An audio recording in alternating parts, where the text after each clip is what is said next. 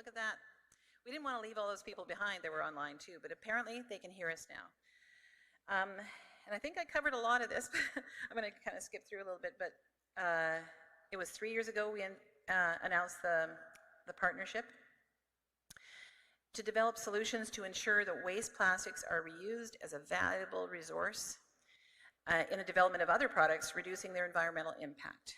We wanted to get and keep plastics out of the environment. We are contributing $10 million over 10 years to applied research with NAIT to look at ways to reduce plastic waste from entering the environment and removing waste that's already in the environment. And this contribution is part of the commitment Interpipeline made to the Federal Strategic Innovation Fund back in 2019. And this is what we believe, that it's important as a society we get plastics right. When plastic products complete their usefulness, they don't belong in landfills or the environment and should be considered a valuable resource that can be recycled and reused. We believe that plastic is a valuable commodity that belongs in the economy in products that we need and use every day, from medical equipment and PPE to lightweighting vehicles and reducing the fuel consumption. There's a lot of great uses for plastic, and we just need to get it right. So the research matters. That, what I talk about, reusing and re-entering the economy, is what you hear about as the plastic circular economy. And at Heartland Polymers, and you've seen some of the signs up, Heartland Polymers is the brand of our new polypropylene plant and its products that we have just out by Fort Saskatchewan. We knew that we had to contribute to tangible, applicable solutions and contribute to this creation of a circular economy. We take great pride at Heartland Polymers that we're North America's first integrated propane to polypropylene complex right here in the heartland of Alberta. So we are also very proud of the work we're doing in partnership with NAIT, which is a world-leading polytechnic dedicated to helping industry solve practical problems and develop impactful solutions.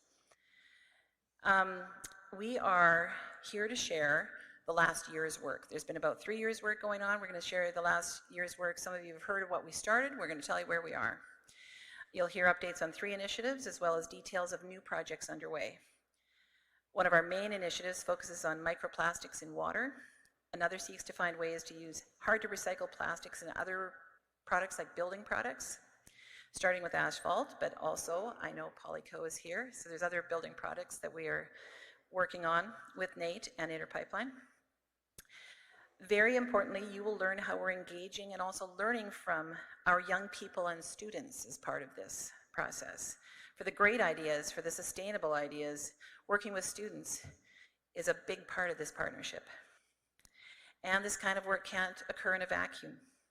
Our academic institutions, industrial and community neighbors and partners, governments, all have things we can learn and share from each other, and that is the tenor and tone of the research that we do here for this PRIA, Plastics Research in Action. We hope that the things we learn here can be shared with other jurisdictions around the world, and it's already happening, as you'll hear. Now, just a note is here for me before we start to make sure that everyone knows that you can get updates ongoing through the nait.ca/PRIA website. That's also where, if you have a good idea or you have a organization or a company who has a great idea and wants to collaborate, that's also where you can reach us. So it's through nait.ca/PRIA. You can follow NAIT and Heartland Polymers on LinkedIn and Twitter. We do updates on those as well. All right, I think we are ready for the next slide, Amanda. Today you'll be hearing from the forward-looking statement, of course. There's a lot of forward-looking information in these presentations, and you shouldn't use anything that I say to go out and buy stock, for starters, and that the nature of research is that things will change over time, and so don't put any undue reliance on the information today. Then the speaker slide, sorry.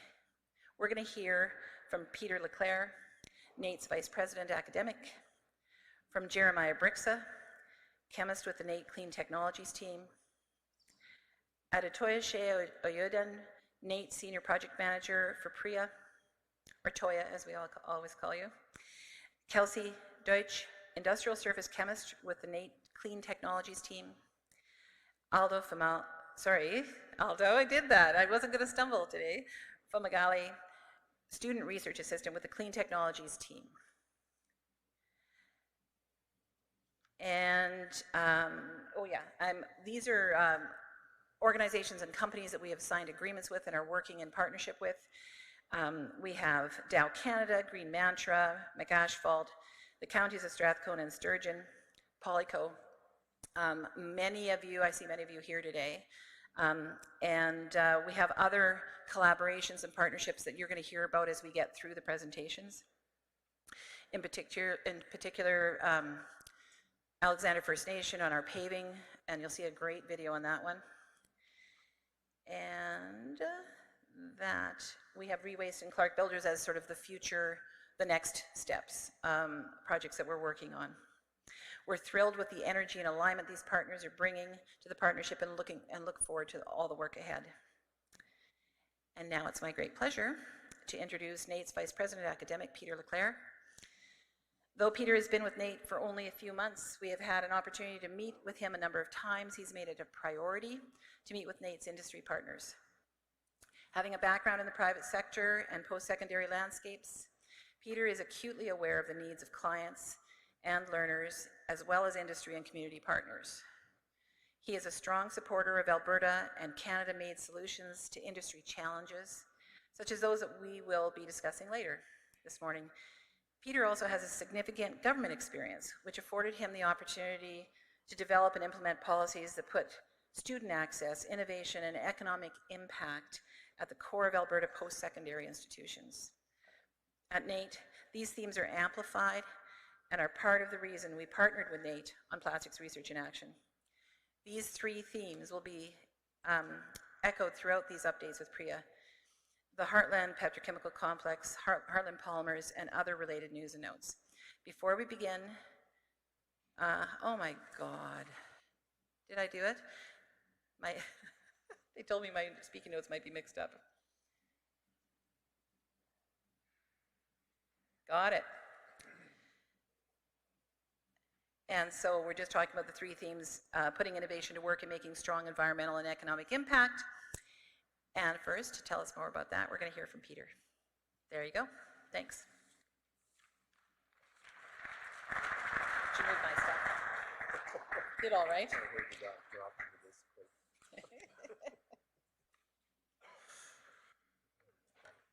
Thanks, Lorraine. Good morning, and thank you for joining us today, virtually and in person. I have to say that the first time Lorraine and I met, I didn't know her. Like I say, I'm a new guy here. Well, I can't call myself a new guy anymore. But it was amazing to come to an institution, understanding that it has impact, but then have an industry partner say all those wonderful things about the institution and the work that we're doing jointly. And you're in PEC, which is a purpose-built building, something that we intended to bring our industry partner. So we really appreciate this type of impact. So the work that is conducted in this building puts innovation to work, is focused on talent development, drives economic impact, and celebrates partnership and collaborations.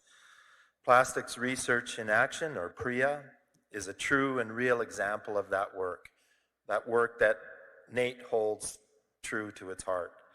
Since its implementation in 2019, PRIA has been involved into a comprehensive and growing portfolio of projects.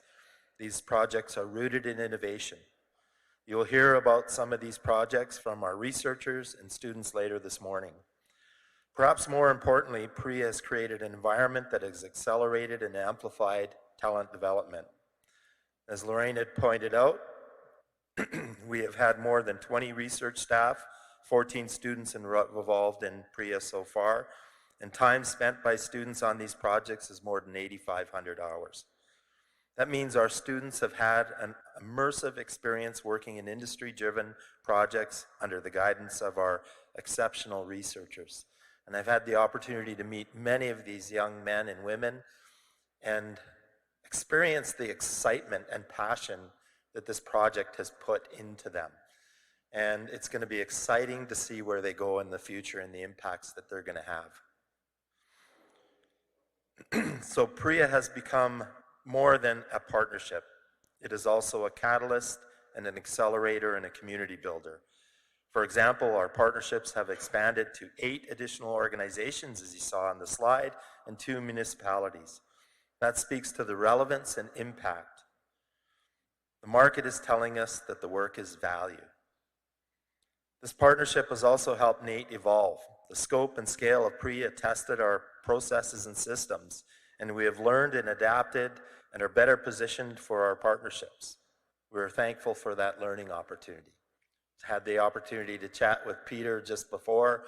We're talking about now we're managing multiple grants that we weren't anticipating. We thought we would get one, we got multiple ones, and it's really testing us. So it's an exciting test for us as an organization.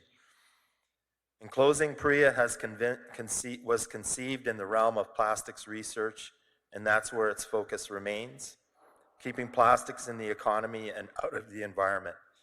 Yet PRIA has highlighted to us and others NAIT's role in environmental stewardship, circular economy, enablement, and sustainable development.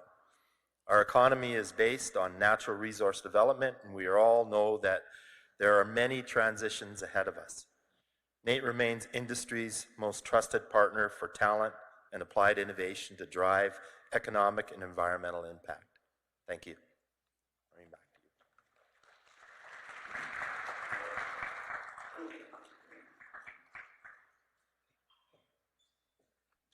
Thanks, Peter. Yeah, our experience has been nothing but amazing, and we're really pleased with the partnership and hope to do lots more. I want to introduce Jeremiah Brixa, a chemist with the NAIT Clean Technologies team, to provide an update on the PRIA Microplastics in Water project. Thanks.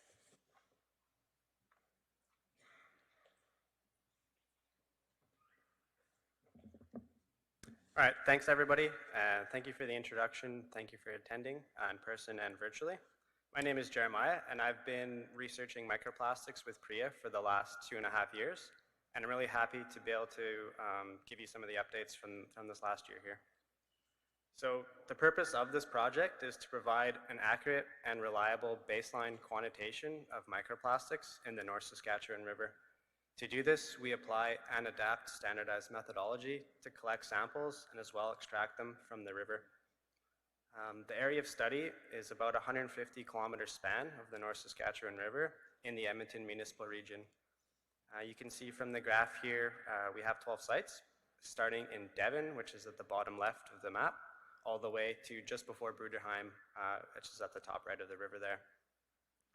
The project began in April of 2020, and the first 2 years of the project were really focused on method development. We wanted to make sure that the sampling and the extraction procedures were buttoned down tight before we presented any data. So we're in year 3 of the project, and we're full steam ahead, so I'm happy to be able to talk about some of the data that we produced, and as well, we had a really great field sampling campaign this year, so I'll talk about that. One great thing that we received this year is that we got federal funding to support the project. So we received money from NSERC and MyTax to extend the life of the project to 2025. So just before I go on to the next slide, I'll remind everyone that this project is in collaboration with Dow Chemical Canada.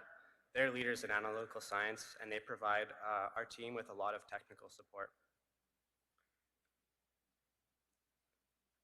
So the way the workflow is arranged in this project, here at NAIT, we do all the sampling and we extract the microplastic particles from the river water, and we provide that sample to Dow Chemical Canada and the great scientists at the Fort Saskatchewan lab to perform instrumentation analysis. At the Fort Saskatchewan lab, the scientists and chemists have access to state-of-the-art microplastic testing equipment, specifically a quantum cascade laser direct chemical imaging system. And that tool enables us to look at all the different particles present in the sample and identify plastic from non-plastic. And as well, we could identify different types of plastic from that as well.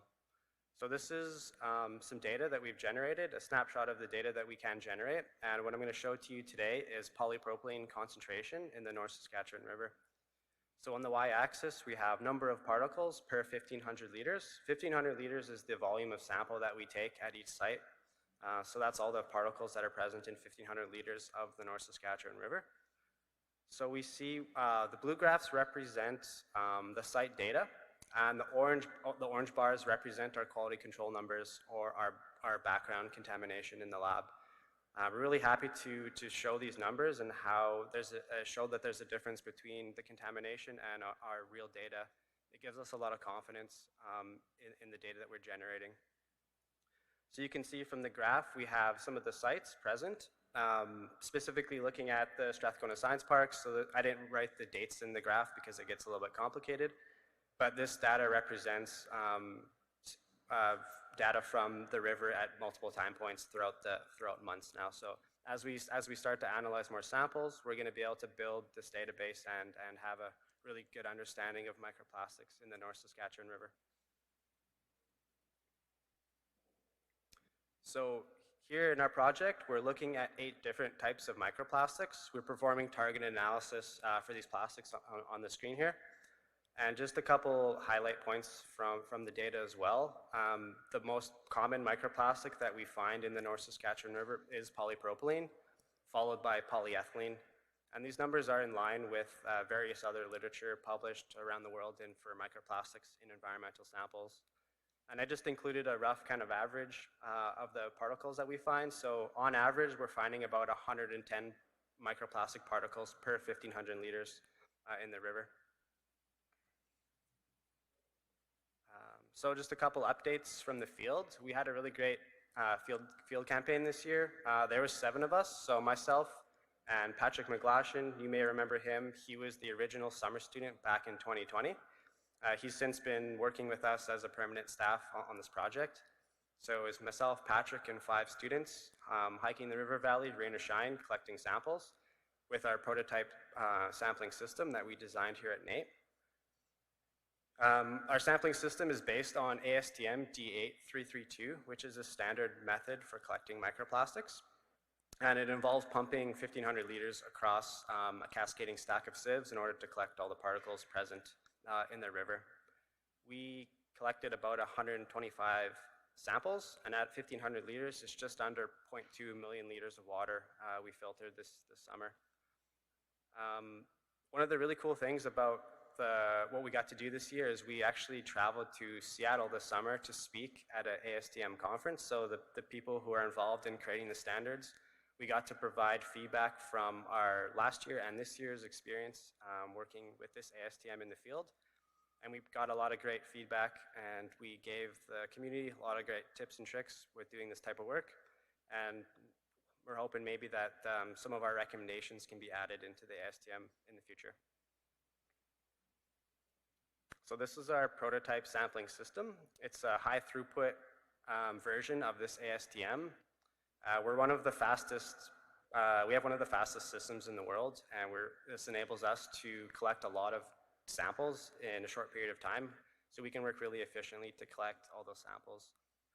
We call it the high throughput microplastic sampling system here, but it's better known as the River Beauty here at NAIT within the staff. And I'll just walk you kind of through it. So we have a river inlet, which is situated about 12 feet from the shore, but we can extend it if we need to. We want to make sure we're sampling moving water along the river shore here. And we pump large amounts of water through our stainless steel tubing using the pumps that's located just off the shoreline there. And we pump the water across the sieves and collect all the particles down to 45 microns. And we can bring that back into the lab for testing. One of the couple great features about our system is that it's portable. We could break it down and it can fit into a backpack, so you can easily hike wherever we want with it. And it has its own power system, so we could set it up wherever we want along the river. And one of the best things about it is it's completely plastic free, so we're not going to be contaminating our samples with our own equipment. So looking ahead, just a couple updates. We're in sample processing mode right now, so we're pretty much just processing samples and optimizing the workflow between our lab and the Fort Saskatchewan lab at Dow, Canada. So we'll be able to add more samples to our database as we go throughout the year. And one of the things that we're as well working on, our first scientific publication on the high throughput application of our sampling system, or River Beauty. So we're really excited to be able to give the scientific community all the work that we've been doing, and as well receive feedback through the peer review process. One exciting note that I'm happy to talk about is that through separate funding, we've purchased our own equipment for microplastic testing that we're currently installing in our lab right now. So this will allow us to analyze more samples and produce our own data alongside the Dow folks. And last but not least, we will be hiring more students. So this project, we rely heavily on students, working with them and teaching them all about microplastic science. Currently right now we have an application open for a co-op student, which would be a student that works with us for an entire year. They would take, they would pause their schooling and work with us from January till December. At the end of this presentation, you'll hear from my current co-op student. His name is Aldo Fumagalli, and he's just wrapping up his year with us right now. And he's going to give you some perspective on what it's like to do research at NAIT and with PRIA. So that's everything for me today. I'm going to introduce Toya, who is the Senior Project Manager for PRIA, and he's going to provide some updates on the asphalt project. Thank you.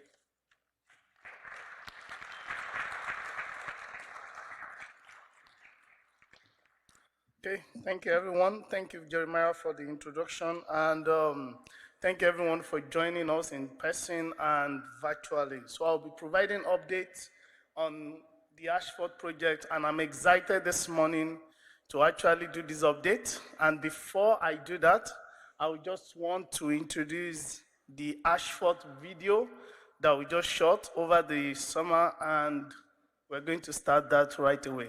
Thank you.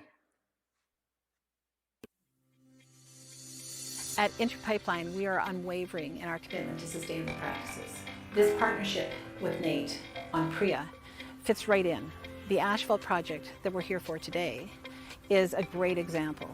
Hard to recycle post-consumer plastics are being converted into a product that can be put into the asphalt, and we're testing to see how well we can do that over years to come. So we have 4 sites where we are paving: the Heartland Petrochemical Complex, the Alexander First Nation community where we are at now, Strathcona County, and Sturgeon County is the 4th site. I'm excited to have our company, Alexander Asphalt and Concrete, provide the work on the project. We want to be involved in green projects. We want to be renewable energy. We want things that are going to protect our environment. The land and the environment are very important pieces of how we need to live in harmony with development and operations, and we've got to find that balance. Part of finding that balance is making sure that we encourage new ways of doing business so that the business doesn't become the irritant or the roadblock for development. Everyone's involvement in this project is critical.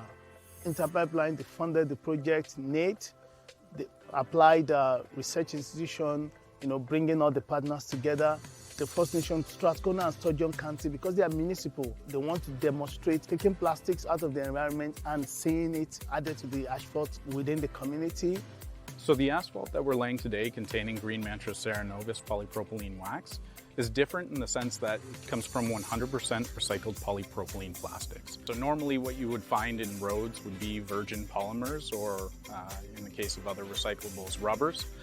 However, in this case, we are using products from recycled plastics. It's a great way to keep plastic out of the landfills. It's a great way to provide economic opportunity and sustainability to our partners who we value very much. As part of our planning process, we've always encouraged core area development, our school, our water plant, graveyard, and in particular our health service area. We hope that this paving will ensure that people have easy access. The project is changing things for the better because we all want plastics out of the landfill, and it's a way to demonstrate that we can actually take plastic out of the environment. Partnerships like these that we're building here today with NAIT, IPL, and McAsphalt are key to the success of sustainable materials, not only within Canada, but worldwide. We are going to be part of changing the future of the way paving is being done in Alberta. And we're very excited about that. This new technology will create a path forward, so to speak, for how we look at things in the future.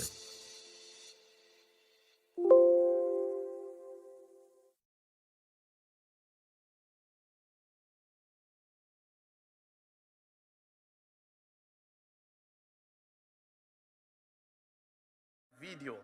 So to start with, the purpose of the project. So the purpose of this research is actually to test, to validate, and to demonstrate the blending of post-consumer plastics into asphalt for Alberta climate condition. So we've had this work done in other climates, but especially because of the nature of the climate in Alberta, it's different and it's difficult. So that's why we went down this path just to get this done. And the project is approximately 3.5 years, 3.5 years, and we started in June of 2021.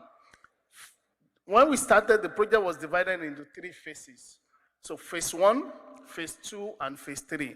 Phase 1 was led by Green Mantra, and it has to do with the identification of suitable waxes for blending with Alberta asphalt samples. And phase 2 has to do with the testing and confirmation that the modified plastics, modified asphalt product meets the testing condition peculiar to the Alberta climate. And phase 3 is actually the field demonstration and the pavement testing and monitoring. We started phase 1 and we completed it. Phase 2 was completed. Now phase 3, we started in June of 2022. We have a lot of project partners and collaborators that made this project a success. And we want to acknowledge all the partners and the collaborators that made this a success. Some of them are here with us today. I personally want to just acknowledge Brendan, Robin, and Brent, all from Alexander, for joining us today. Thank you for joining us, and thank you for working with us on this project. So in terms of results, high-level results. So for phase 1, this was led majorly by Green Mantra. In this phase, we tested 2 different binders. We tried to modify it, 2 different binders, asphalt samples. We tried to modify it with 3 different Green Mantras products. And in doing this, we look at the softening point, we look at the penetration, we look at the viscosity, and we use this to determine what's the best binder to use and what's the right dosage amount to consider.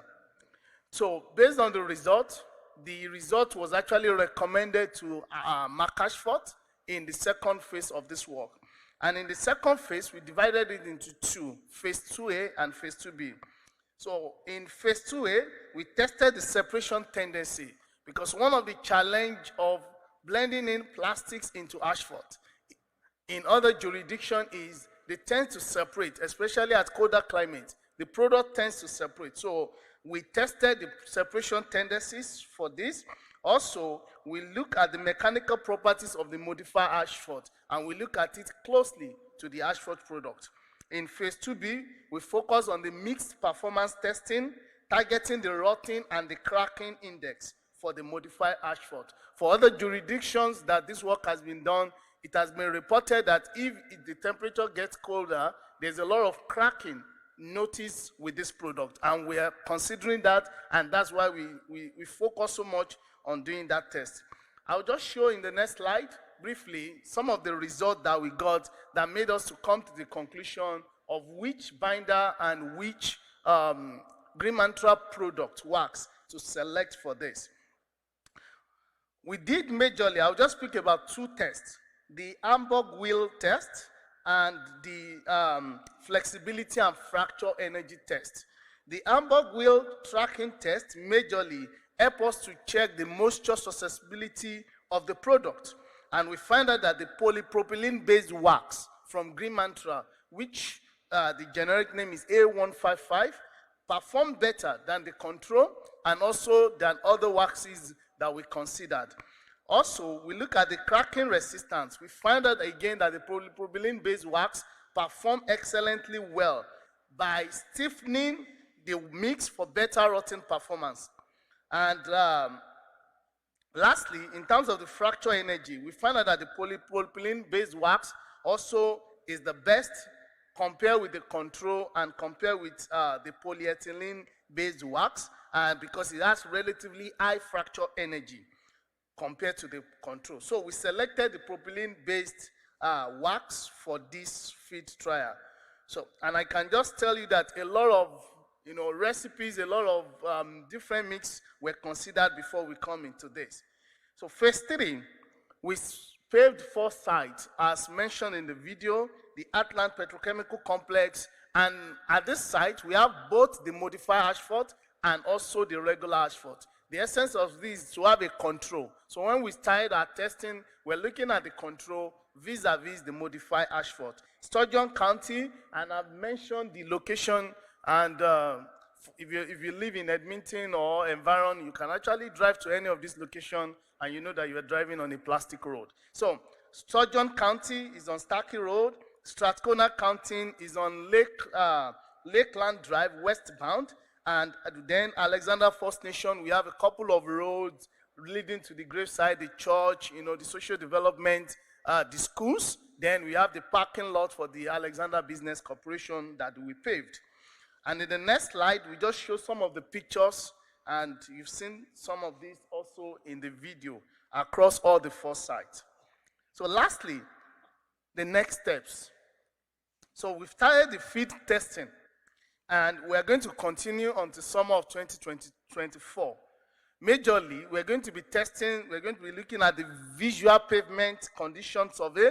We're going to be looking at the falling weight deflectometer, and also we're going to be doing the pavement smoothness test. All this, we're going to be looking at the control, and we're going to be looking at the modified asphalt. Even though all our results from the lab and from the industry shows that we are in good shape, but we still want to see what the feed test result is telling us.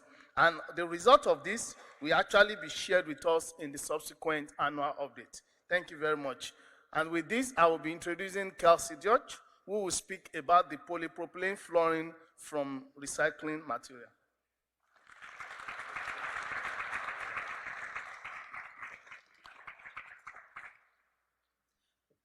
Thank you, Toyu, and welcome everyone. I'm super excited to share with you the progress and developments we've made in the polypropylene flooring. So this project is in collaboration with Polyco, a Calgary-based company developing luxury flooring using polypropylene from the Heartland Petrochemical Complex. This project aims to demonstrate the incorporation of post-consumer materials into polypropylene flooring applications. This is done through the evaluation of mechanical and thermal properties of the produced tile samples.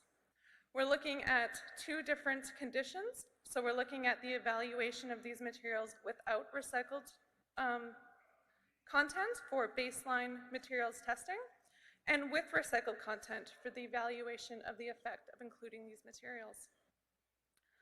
So this project started in late 2021 and is expected to wrap up early next year. So the first step in this project was to develop a baseline to allow for the comparison of incorporating these recycled materials. And this was established from testing the mechanical and thermal properties. Mechanical testing included tensile testing and dynamic mechanical analysis, and the thermal testing included differential scanning, calorimetry, and thermogravimetric analysis. And these properties are important both for the processing and also for the end product performance of these samples and materials. The image on the right is an indication of what the testing looks like. The top is the sample as we receive it from Polyco, so it actually looks like a tile that you would put in your house. The middle is when we process the samples, we cut them into these shapes, And the bottom is what the samples look like after the testing. So from this testing, we're able to get valuable information about the material performance. So from the baseline testing, we were able to establish important information and baseline performance of these materials.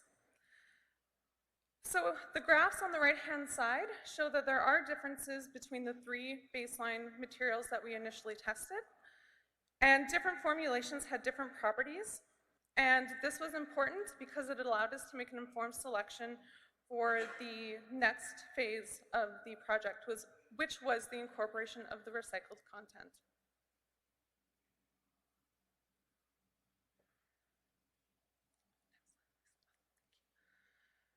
So after we made an informed selection on which formulation to use, Polyco was able to produce us samples with increasing concentration of material of recycled content. So this was from 0 to 30% in increments of 5% of recycled content. And we looked at two different types of recycled material. So one was just using the material that was originally from the tile samples. It was reground, reincorporated, and remolded. And the second was a commercially available post-consumer content that was incorporated.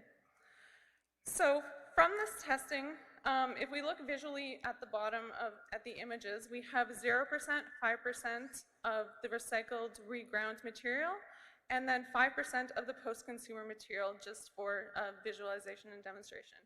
And we can see specifically with the 5% of the post-consumer recycled material included, that visually there is a difference between the 0 and even the 5% of the reground plank material. So this was an early indication that we might see some differences in the thermal and mechanical properties of these samples.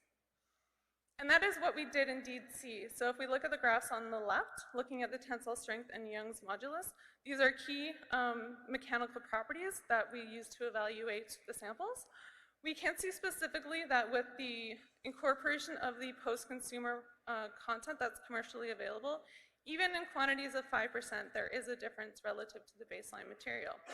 So we are working with Polyco ongoing to evaluate the impact, if any, that this incorporation might have.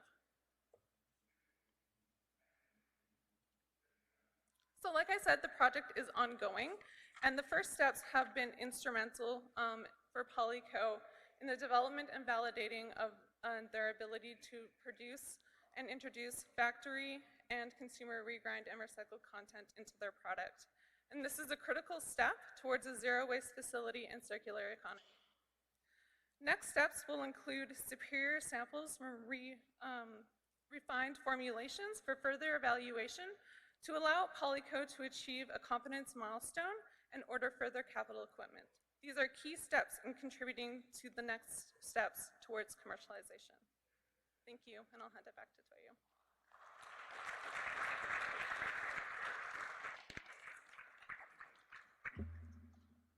Okay, thank you. So I'm wearing my second hat as the Senior Project Manager for PRIA. So I'll just briefly introduce two projects that we just recently started under the PRIA partnership. And the first one is the post-consumer plastics for concrete framework application. So in this work, the objective is to identify an optimum composition of recycled plastic materials to develop sheets to be used as concrete formwork in the construction industry. So if you look at it, just the other side of the actual project, this is majorly focusing on building. And for this work, we are working with Rewaste and Clark Builders. And in this work, Rewaste will source the post-consumer plastics. They will manufacture them into plastic sheets for concrete formwork application. NAIT will take the samples, the produced sheet, and then we're going to characterize the samples based on the chemical and the mechanical properties of the sheet. We've divided this project into two phases.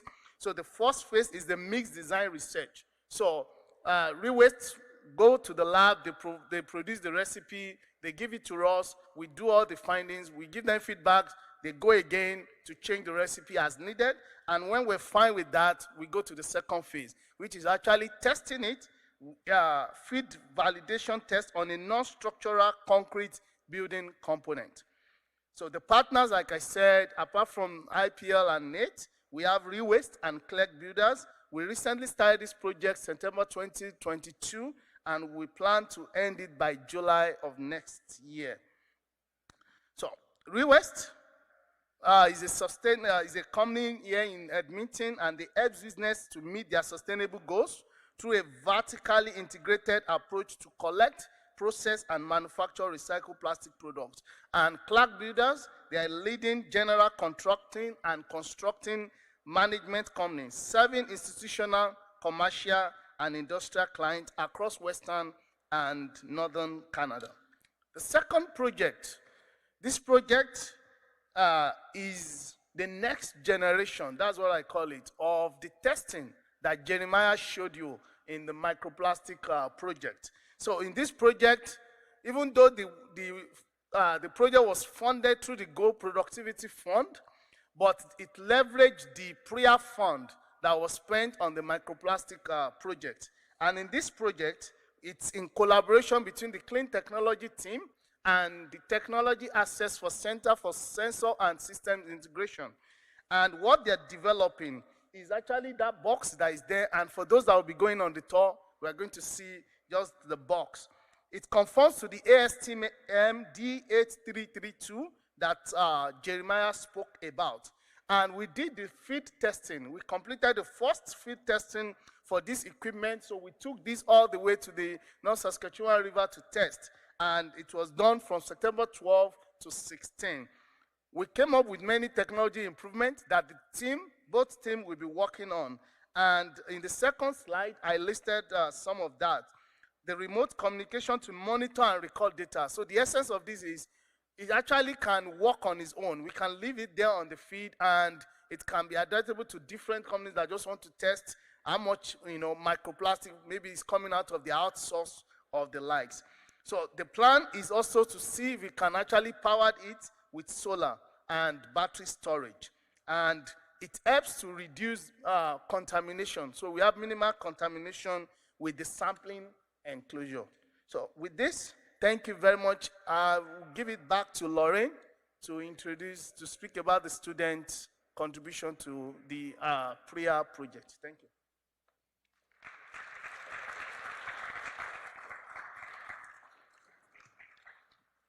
Yeah, I just want to briefly say before Aldo speaks how rich this journey has become because of the way that we've embraced not just the student work, but the student ideas and the passion. And every time I get a tour here and we have the students show us what's happening, I get chills.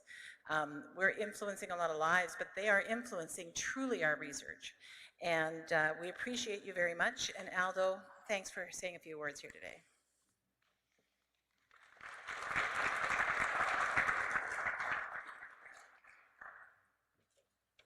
Perfect. Thank you, Lorraine, for the introduction. Good morning, everybody. My name is Aldo Fumagalli, and I'm a student here at the Northern Alberta Institute for Technology. And I am part of the Nanosystems Engineering Technology program, and I'm set to graduate this coming semester.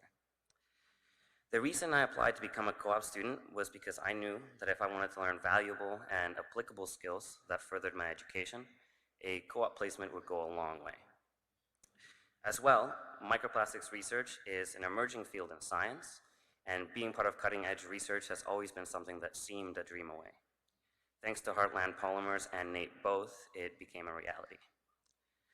Microplastics research taught me that we must always be aware of our surroundings, our equipment, other people, and even ourselves. Microplastics are everywhere, and keeping them out of our samples and out of our scientific processes is of most importance in order to reproduce accurate data. Some more of the many things I learned while working as a co-op student here at NAIT include how to safely operate in the field, how to conduct quantitative analysis, how to present in conferences, method development, and of course, how hard research can really be. The list goes on. I learned a lot that I never would have gotten a chance to, thanks to the team and everyone who supported us along the way. This experience and amazing opportunity will help my future career goals and help me in my next phase of life due to everything I've learned, the confidence in myself it's taught me, as well as by showing me what a healthy workplace should be like. I will always remember the last year and time that I've spent working alongside the Clean Technologies team, and it will forever be a tough act to follow. Thank you.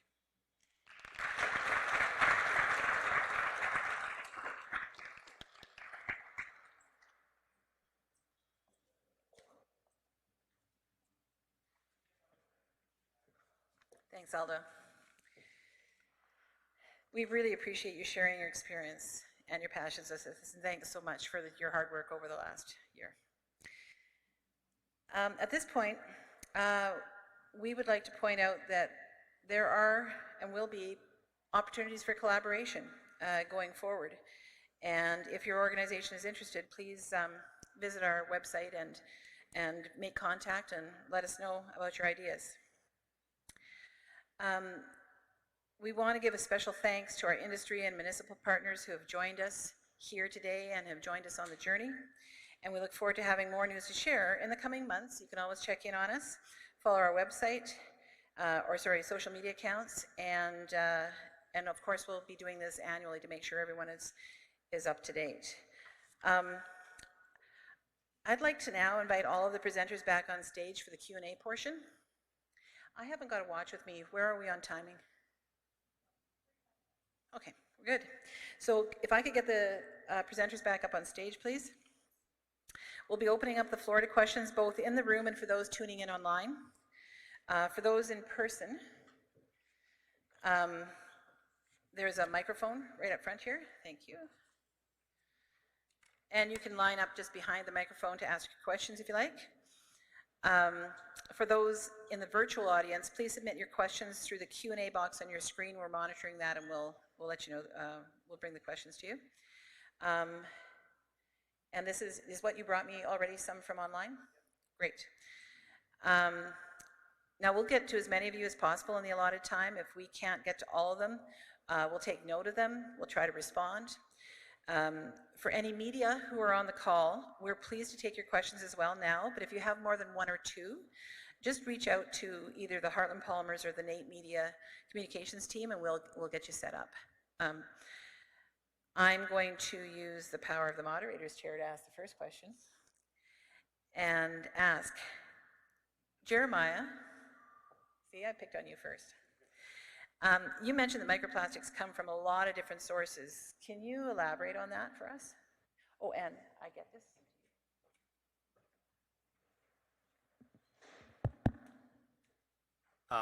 Yeah, so microplastics are an emerging contaminant. From literature, there's a variety of sources that are published. Generally speaking, microplastics come from plastics that are just in the environment, disposed improperly, like waste plastics. Over time, they can break down through biological processes, heat thaw, UV light. Basically, plastics just break up and turn into smaller and smaller plastics. So that's kind of generally speaking, but just more specific sources.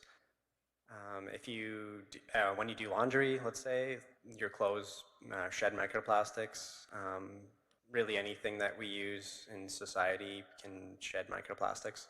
So there's a lot of research showing that microplastics can come from wastewater treatment plants, especially if they don't have like advanced treatment technologies. As well, they can come from landfills, industrial sources. There's a variety of possible microplastic sources available. Yeah. And you had this great analogy of looking for a needle in a haystack. Do you want to give us that one? Maybe it's painstaking work. I think it really speaks to how you spent 2 years working on the methodology itself. Yeah, so microplastics are very challenging to work with. The way I kind of look at it is when we're looking in the river, it's pretty much like a needle in a haystack. There's tons of sediment. Every other particle really is like noise to us, and it's very challenging to isolate the microplastics from everything else. And we're looking at really small plastics down to 45 microns, so sub 100 microns. So I think there's additional challenges there. So yeah, needle in a haystack for sure. A needle in a haystack and a haystack full of needles, I think is how it went. Toya, do you have some feedback for us on the asphalt and how it's performed? This is a question from online. So far this year? Like, has there been testing since you've laid it down in September? Yes.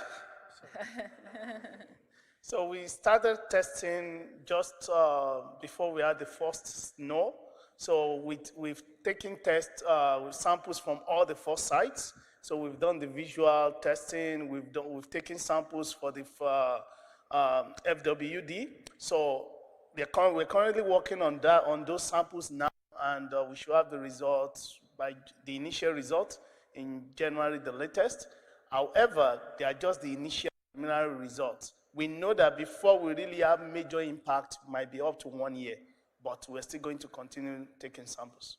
And just following on that, you're looking at the pavement quality, but you're also looking at any leaching or runoff, right? Yeah, so we have a plan to also work on we know that we've kind of guided against, any microplastics, because that's why we went down the route of Green Mantra, converting the plastics, the post-consumer plastics, to wax, or we use them in the asphalt. However, just because of our curiosity, we still want to see if we can do any research around that. And the clean technology team led by Paolo will be working on that. So we have some samples and to do the initial method development, then we're going to do further work on that as well.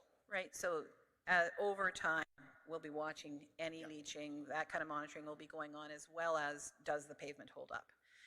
How many recipes did you go through before you got something that was going to work in our lovely Alberta climate? Well, so like I said, we have 2 asphalt binders that were recommended that will work well, and we have 3 waxes that we're looking at. 4 waxes actually, because 1 was knocked off early enough. However, that's like 2 8 that we have to do. So we test it. Some shows very good results in the phase 2A, but by the time we get to phase 2B, everything breaks down easily. So we have to go back and start testing again. And that's why it took almost 2 years to come to where we are now. Yeah. You guys just have a lot more patience than I do. Yeah. Which is such a good thing. Also, just finally on that, since we're on it, it says, that was the leaching question. It says, what type of consumer product, or maybe they mean post-consumer product, waste has been used in the blend? So, yeah, can you talk to us about that? Yeah, so what we've done is, just because it's new, so we only look at each stream of post-consumer plastic. So polyethylene, we look at polypropylene, and some other ones that we look at. However, the one that we finally concluded to work on is the post-consumer polypropylene waxes. So plastics from post-consumer then converted to waxes. So the one that we consider is the polypropylene, yeah. And just in this testing, 4.2 tons equivalent to 770,000 plastic bags or 450,000 plastic water bottles. Yeah. Pretty impressive. That's just those little test spots. Just for the 4 sites. So there's huge potential. Yeah.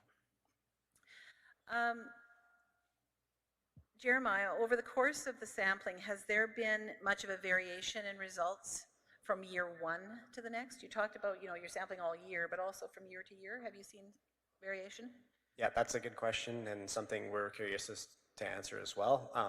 So just because we spent so much time on the method development, we have a backlog of samples, so we're processing from 2021 backwards. So we'll eventually get to those samples, and by next year we'll have an answer to that. Alongside the microplastic work, we as well do detailed water chemistry, so we're able to see that data as well. But water chemistry, it's pretty consistent from year to year. I think the most changes we expect to see would be from like season to season as you have initial runoff in the spring. I think the river would be quite different than what you see it in like an October where it's really clear. You can even see from just looking at the river in the spring, it's really brown, and then it's quite clear in the summer. So we expect to see differences, but we'll wait to have that data to make that call. And you're mapping also considering currents and flow and things like that. There's a real science to that as well, right? Yep, we're doing flow rates, weather conditions. If it's a windy day, that could be affected. Looking at rain events, and even the dam release probably affects it as well. So we're considering all those things. And that's why this is really important information for us to be able to demonstrate and share with the global community as well, because we want to be able to help contribute to the body of knowledge that allows for actual, consistent, repeatable results that we can learn from, right? Yeah. Kelsey, I got one for you. And I know it's kind of early days and you're testing this from 0% to 30% recycled content and so on. Were there some numbers that line up with the stuff we were using in asphalt in terms of what the industry does now and what kind of gain we can expect? Like putting recycled content into the flooring would remove X tons out of the landfill. And this might be a question for Polyco, but I wondered if you had any of that kind of information with you. I can't comment specifically on that yet. Ideally, we would hope to remove and incorporate as much post-consumer material as we could into the tiles, just so that we can remove and prevent as much material entering the landfills and the environment in the first place. So my understanding is Polyco is also then, working on a program where they would be able to collect the ends and the cuttings and those sorts of things that happen when you install in a house, make sure they don't get to the landfill, and then use, like, it'd be a circular process. yeah, exactly. So the goal would be to create a zero waste facility, and that everything that's created would be reincorporated into the tiles and the end product. I'm back to Toya again. Does the waste so you're using post-consumer plastic. Does waste contamination of that plastic impact the performance of the recycled plastic you use? It's already clean when it gets to you? Okay, yeah. So Green Mantra, we work with a recycler. So what they do is that they collect the polypropylene, the different plastics anyway, then they clean it up, because that could also impact the influence. So yes to that, and yeah. But what I would say is that, one of the things that I've noticed generally on this journey is we need more recycled complaints, picking up plastics, cleaning them up, because the waste comes from maybe the packaging, the labeling and the like also could impact. So the ones we work with, we're clean. Yeah.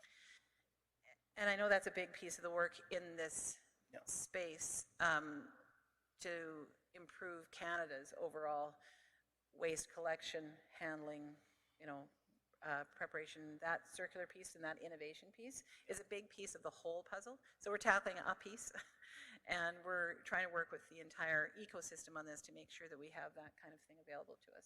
Yeah. Aldo, would you pick out either a moment in time or an experience that you said you're going to take away this experience, for the rest of your life, but do you have something special or specific that you'd like to tell us about in terms of your journey? I can think of a lot, actually. I got to do so much this year with the team. I don't know if you guys could tell, but I hate presenting in front of people. But I went to CCCE at the beginning of the year, and I presented there alongside one of my coworkers as well. And then I presented here, and then we did a lot of boat days and a lot of field work. So it was a very diverse year for me, and I would say the whole year in general was just overall a great experience. Super. Jeremiah, another question. Right, I'm getting all these questions online, but you guys don't be shy, right? There's a microphone right there. Is there a way to tell if the microplastics come from commercial products, industrial operations? Is there a way to tell where they come from? Yeah, that's a good question. I think when you look at the larger plastics, maybe you can kind of see where they come from based on their shape. Like if it's a pellet, it came from like a virgin plastic. If it has a logo on it, obviously it kind of gives it away. But when you're looking at the really small sub 100 microns, you can't even really see them. You need a microscope to see all of them, and even then it's challenging. So I don't think there's a way to see it from especially looking at the really small plastics that we're looking at. We're just able to get a chemical signature, and from that we can tell what type of plastic it is. So that's that. I think that's, yeah. I'm going to switch back to Aldo, because all of a sudden there's a lot of questions for Aldo. And it kind of follows on what I asked before, but what has been the most challenging part about transitioning your education to this project? Well, I come from the nanotechnology program here at NAIT, and I'm working on the microplastics project, which is quite a bit bigger than nano, but a lot harder than I thought it would be, just because plastics, microplastics are, I thought these are like big now. yeah, but microplastics are in the air, they're in the water, they're in Mount Everest, the bottom of the ocean, they're everywhere. So the hardest part for me was getting used to not being able to use plastic in science in order to keep it out of the actual sample. So that was quite a mentality change for me. What do you tell your friends about what you're doing here?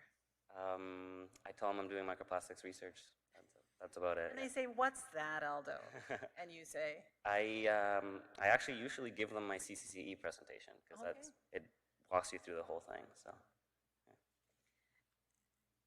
Kelsey, what about the biggest challenge in yours? And I'm going to ask you both the biggest challenge and what you find most interesting about what you've encountered so far. So I'll comment on the project. I think one of the biggest challenges with that project is just the use of post-consumer products is really challenging because it's not necessarily consistent every time. So I think going forward, that's something that we're really going to have to address.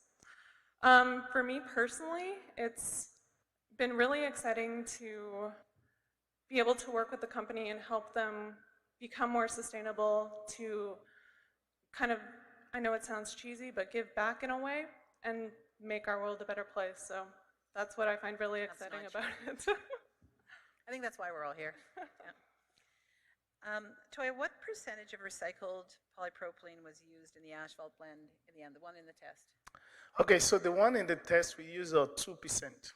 So 2%. So 2%. This is all that plastic. Yes. So, and one of the reasons why I'm excited always about this asphalt project is looking at the tons of asphalt that we lay every year, across municipalities in Alberta. Even ordinary 2% can take a lot. Just this project alone, for the counties, we laid about 650 meters of road, and I believe for the Heartland Petrochemical Complex, about less than 1 kilometer as well. But looking at it across board, we're able to take out 3.94 tons of plastics out of the environment just with those little sites that we paved. So that's the potential of this work. Well, and that's, I guess, a real indicator is why we talked about this doesn't happen in a vacuum and why everybody has to be involved, because eventually you're going to get to a place where there is a standard spec and maybe it's prescribed by the province, I don't know, but also because the province has announced that they want to be, a center for excellence for this plastics recycling and circular economy, et cetera. And we might need to see policies where more plastic is brought into the province if we get really good at this. But that's fascinating. Jeremiah, I got more. There's lots coming in for you now too. This is an interesting, I think, loaded question. Was there any baseline to compare your initial findings against from other rivers? Yeah, there's research out there on many rivers around the world, and as well, there was a paper published by Matthew Ross from Grand McEwen in 2021 or can't remember when it was, 2022 maybe, about the North Saskatchewan River, the 15 samples. I think the North Saskatchewan River has some challenges compared to other rivers that has a really high sediment load. So the classical ways to sample microplastics don't necessarily work. So a lot of the ways that researchers sample microplastics in water, specifically the ocean or other rivers, is they use these mesh nets.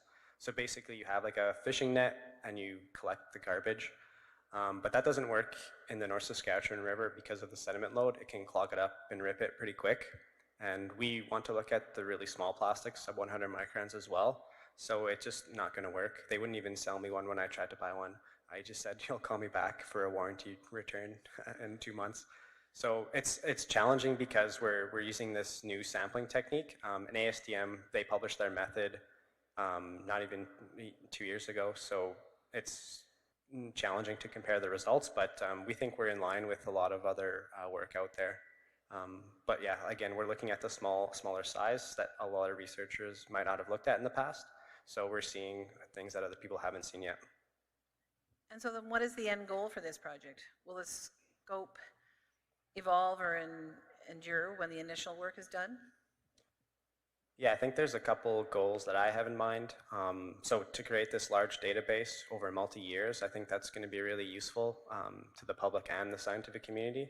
And we want to make this database public so people can use it and reference it. And as well, we hope that we can maybe advance some of the methodology.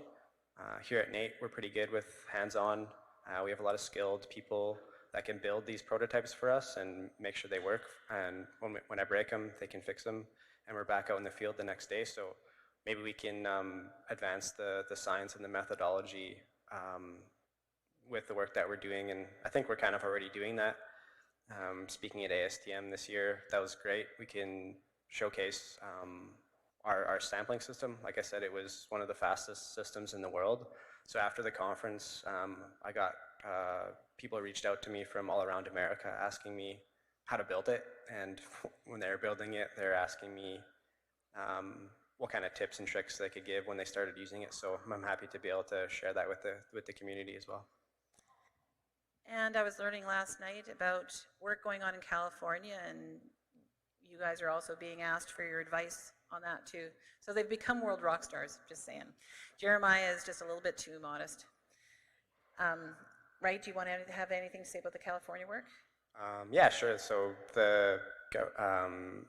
California is pretty progressive when it comes to regulations for the environmental regulations, and I think that's true for microplastics for sure. So they reached out to me and asked if I could present at one of their technical committees. So the State of California Water Quality Microplastic Special Committee, and I got to speak to about 300 researchers from America, telling them how the method works, and maybe they could consider that when they're trying to figure out how to do microplastic sampling in America as well. Does anybody have a question here? Yeah, and what you want to, so we can hear you, because the people on the live stream can't hear you unless you speak in the microphone. Yeah. Hi, I am for Interpipeline. So my name is Anwar Caldera. I have a question for Jeremy. Yeah. It's about typically the polyethylene is more consumed than polypropylene, yes? Is there any reason why do you find more polypropylene particles in the sample than polyethylene? That's a good question. It's common that those two plastics are the most popular. If you look in oceans, if you look in lakes, rivers, so it's either one of those two plastics that are the most popular or commonly found. The reason I can't quite say yet. I think if you look at the amount of plastic produced, you could see which one is more. But I think you got to focus on like the waste generated. So what would be like what's sitting in the landfills more, what's not recycled, and it also comes down to what breaks down into microplastics. So I think there's a lot to the question, or a lot to the answer, and so yeah, I think that's the best answer I can give. Did you find many or any pellets or flaked plastic along the banks when you did your work? No, we didn't find any pellets, but we do see garbage quite frequently. There's some sites that are really dirty. I think where people there's a lot of traffic. You see more garbage. Not true with like Horlock Park. That place is always really clean, but there's one site just by Legends Golf Course, our site 10. There's people fishing there all the time, and it's gross. There's garbage, and there's tons of garbage around the North So Saskatchewan. there's lots of things we have to fix. Yeah. Society. Kelsey, you mentioned variability among post-consumer plastics, right? Being a challenge. Have you identified or had a first inkling yet on the ideal product, i.e. a bottle versus a bag versus the recycled flooring? That's a great question. That's definitely something that we could look into in more detail. I think that would be a very interesting aspect to look at for sure. it's hard to say just because of the variability in the way that you're kind of producing these, how it's all going to interact, but that's a great question and something to look into further. Do you know what impact the other materials used in the flooring have on the effectiveness of post-consumer products?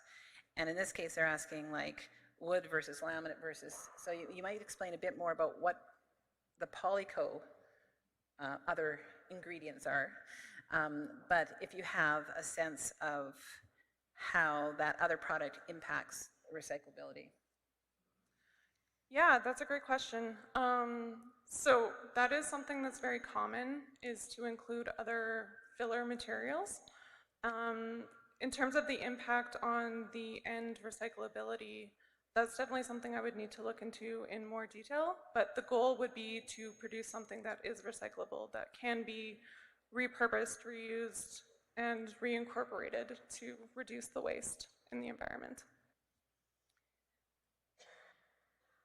Toya, have other blends of plastics been tested for the asphalt project? I think you did mention polypropylene, polyethylene, but what characteristics made polypropylene ideal?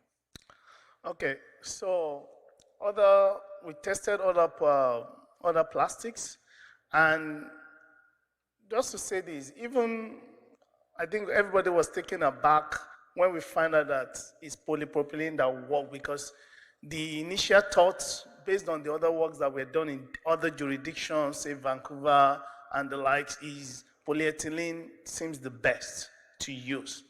So, and that was why even we believe that we're using polyethylene. We're just testing other waxes, just like a benchmark. But when we find out that the rotting majorly, so in terms of, at very colder condition, you start to see, when it's passed through that equipment, you find to see it, bending at some point.